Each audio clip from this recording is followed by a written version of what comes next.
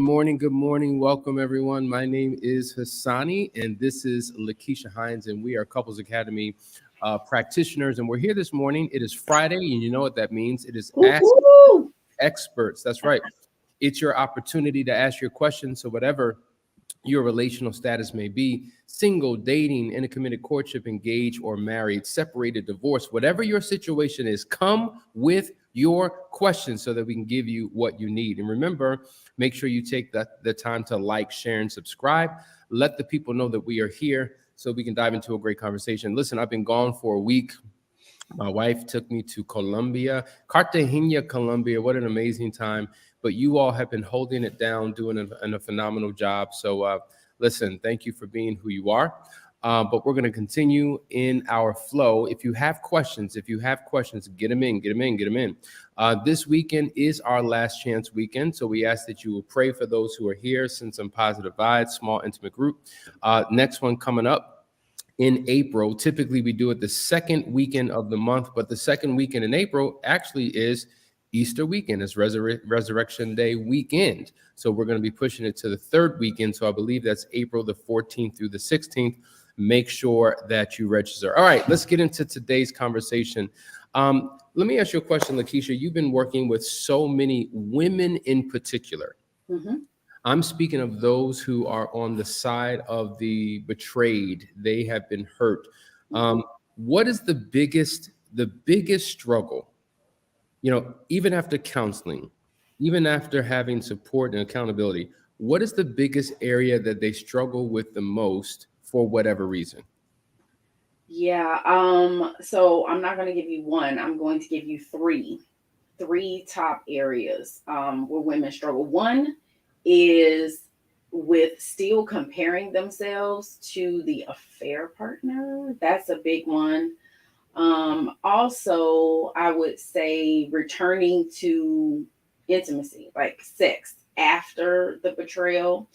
And then the third thing is when their spouse isn't showing up the way that they want them to, the way that they would like them to feel they should be showing up. And that's a big one. That's probably the top one when the betrayer isn't showing up the way that the betrayed would like them to. They really struggle with that. And one of the things that I say to them is that I hear you on that. There are things that they should be doing for sure. There should be consistency. They should be showing up. We know there has to be a healthy dose of guilt and shame. We know there has to be remorse. We know there has to be a change of mind. We know all of those things. But the biggest thing is consistency. And whether your spouse is showing up the way you want them to or not, you still have a responsibility to work on you.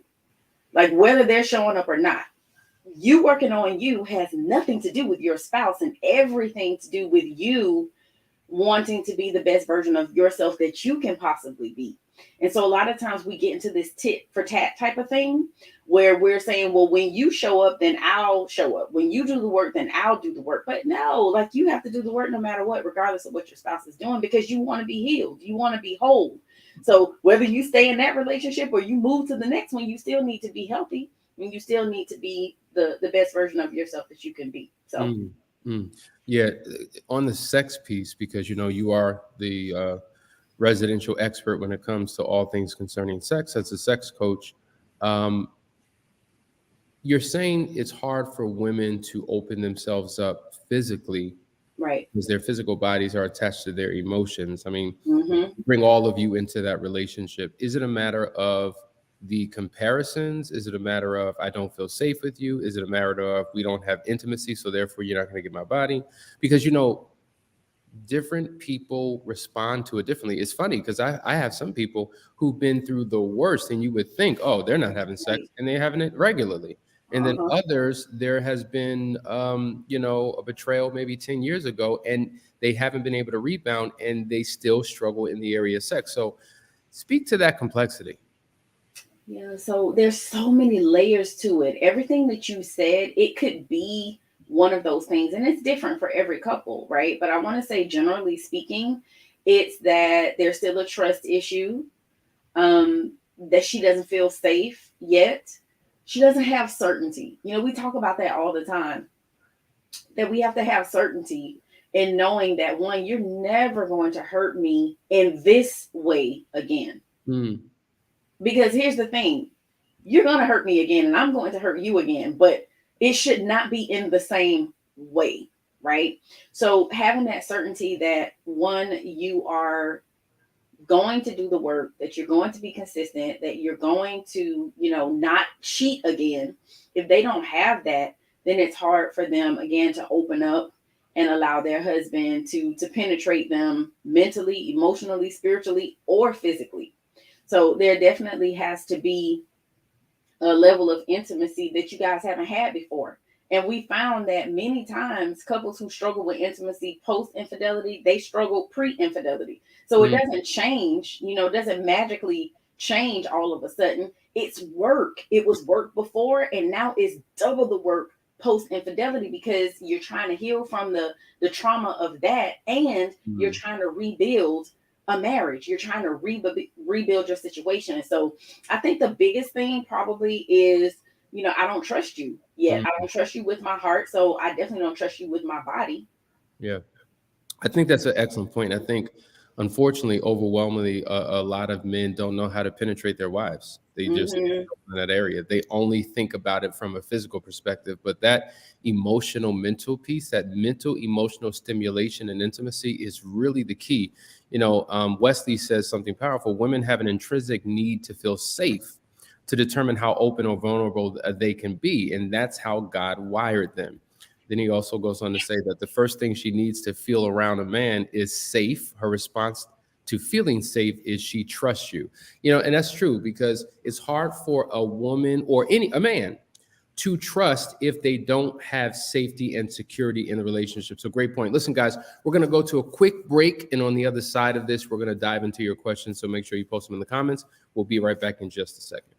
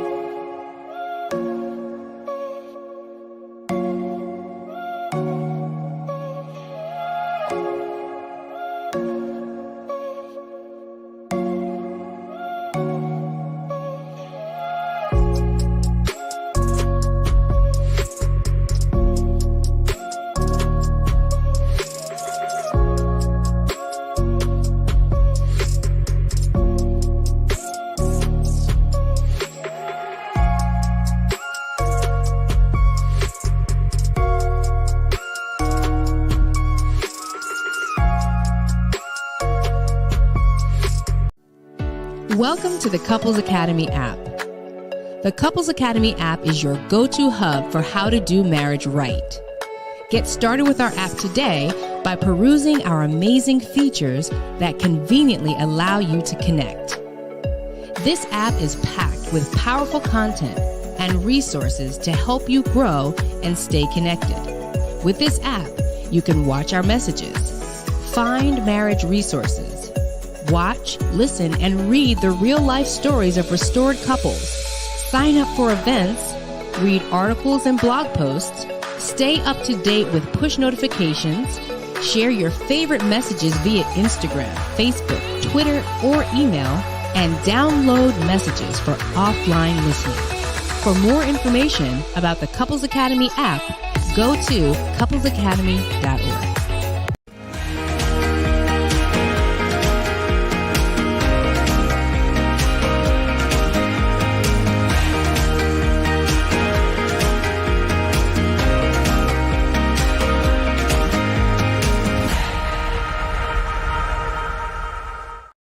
All right, guys, we're back. Welcome to Ask the Experts. This is part of the Couples Academy show. If you're just tuning in, my name is Hassani Pettiford. This is Lakeisha Hines, and we're here to serve you this morning. A couple questions came in. We're going to dive right in. First question comes from Don.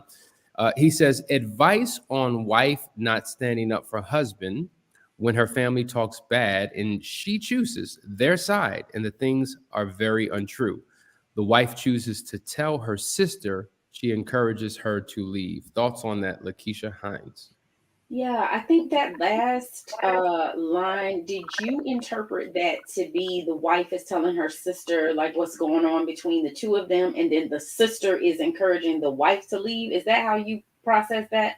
The second part of that statement is kind of confusing. So I just want to start with the first part. I think that's what it was. But at the end of the day, here's the thing. You are a three-strand cord. It's husband, wife, God. In order of priority is Jesus first, your spouse is second. If you have children, they're third, and then everybody else, right? So you should always be a united front every single time. Like there's no justification for a spouse allowing another spouse's in-laws to bad talk them, disrespect them, say anything negative about them, especially if it's not true.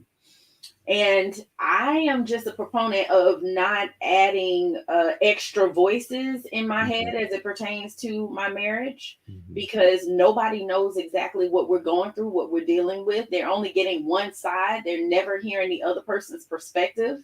And I just think you're doing a disservice when you do that. So my advice to you would be to communicate with your spouse that, you know, you are not happy with this. And ask for what it is that you want. You would like her to discontinue discussing your marital issues with your outside family, you know, with her family. And I don't know if there needs to be a meeting of the minds also to kind of set some things straight if you even feel like that's necessary. Yeah. But there has to be a boundary there. Like that's a line that you just don't cross, in my opinion. It makes me think about my role as a parent. And when a teacher or a neighbor down the street or some nappy-headed kid around the corner or anybody comes and, you know, says something about my child, as a parent, there's this natural, like, defensive posture that we take, right? Yes. You're not going to talk about my child, you know, even if it's true, you're like, you know, be careful what you say. Right. Careful, you know, and so that same posture, that same energy that we would have where we kind of step into protective mode when somebody's talking about our child, if they're not coming with the right spirit, is the same approach that we should have with our spouse. And I just find it to be very concerning when we allow other people to say whatever they want, to do whatever they want, to be disrespectful, and we sit back on the sidelines and we don't stand up. Now, I will say that we all have a different personality, and the way that we handle things may be different. So, for instance, a spouse may want their partner to get indignant and aggressive and curse people out, and that may not be how they're wired. Yes. And so rather than holding them to their methodology of addressing the situation, you know, respect them for addressing the situation if they are. But if they're not, that's worthy of a conversation, because any attack on my spouse is an attack on me, because we ultimately are one. And I think if we take that approach, it'll change, you know, how we deal with situations like this. Hassani, I wanted to comment on Sunshine Bird. She said, sometimes I didn't feel safe with my husband. I didn't trust him, and I'm getting better. I wanted to highlight that because this is one of the things that impacts intimacy. If you don't feel safe, you don't trust this person, you're not going to open up. But guess what? That happens on the flip side too. What I hear this man saying is that his wife does not have his back. She's not supporting him, so he doesn't feel safe. And if he doesn't feel safe, then that can cause him to put walls up as well and not be vulnerable emotionally with his spouse, which ultimately will prevent her from being physically open and vulnerable with him. So it's all related and connected. 1000%, Lakeisha. Spot on. Thank you for sharing that. Let's go to KC. He says, if you and your spouse do separate, do you think it's okay for the siblings to be split up? My husband wants the boys with him and the girls with me. I'm sad because my boys are toddlers and I miss them. I think that this is absolutely horrific when, you know, this is why we say, you know, you always want to protect your children from your marriage. And you're putting them right smack dab in the middle of it when you begin pulling them apart because you two are separating. And so, one of the first questions that I'm going to ask you is, and it's a rhetorical question because you can't respond unless you put it in the chat. What is the purpose and the nature and the understanding of this separation? Are you headed towards divorce?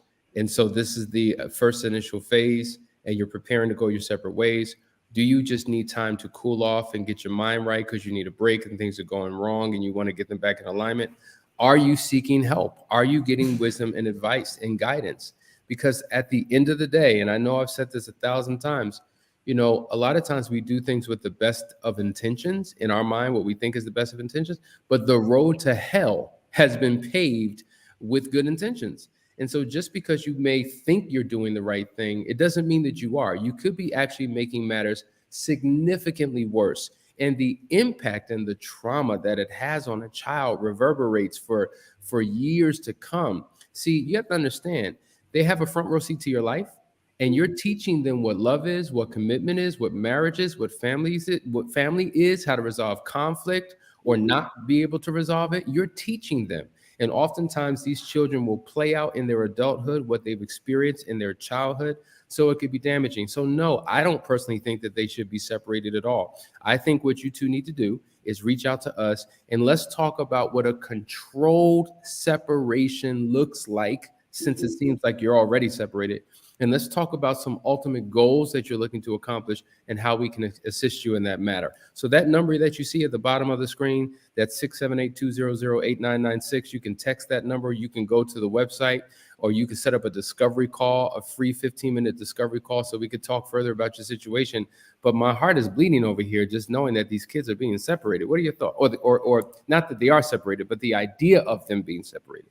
Yeah, and same here, Hassani. And when it comes to separation, divorce, and all of these things, as it pertains to the children, it's not about you. It's always the children first, like what is in their best interest.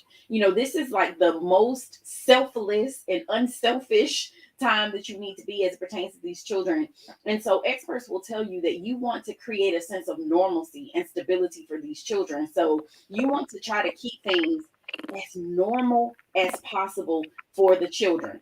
So I've seen couples where they have kept the children in the home, in the marital home, and then the parents were the ones who rotated out. But splitting up the boys and splitting up the girls, that statistically creates issues down the road, because the boys want to know why they couldn't have mommy. The girls want to know why they couldn't have daddy. And it creates just this issue and even division between the children. So if you are able, I think keeping the children together is the best route. Absolutely. Listen, there's so many questions coming in here. We want to address them all, but listen, we're going to go to another quick break. So stay right there. Some good stuff on the other side of this. Be right back in just a second.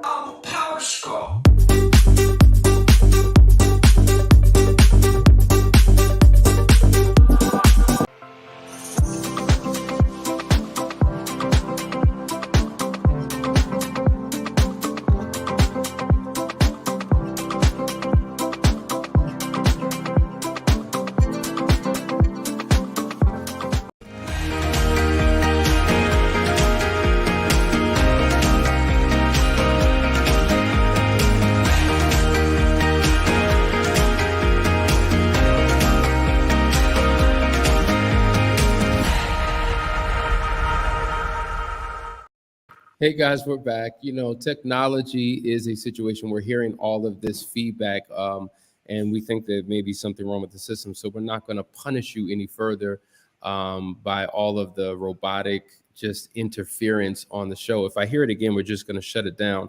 So many great questions, though, man. We want to hear from you. If you can hear us, okay, we'll keep going. But it seems like no matter what we do, there's this feedback. Let me just go to this last question, and if I stop you, or if you start hearing it again, Lakeisha, we'll just stop it short and just end the show. But what if the infidelity is porn and they want to quit? How can the spouse support them with this process? It seems as though sex sparks the need to watch to finish after sex. Yeah. So Yeah, Lakeisha. I hear it. All right. So what we're going to do, what a great question, but it seems like we have a lot of great topics to address come Monday. So I want you all to have an amazing weekend. Sorry for the technical difficulties, but sometimes it's just like that. We live in a world where technology, it doesn't always work in our favor. But we hope that you have an amazing weekend. We want you to pray for us for this Last Chance weekend. We're excited to come back. I'm back in the saddle. There's a lot of great topics that we're going to be unpacking in the weeks to come. So listen, have a great weekend. See you on Monday morning. Till then, peace.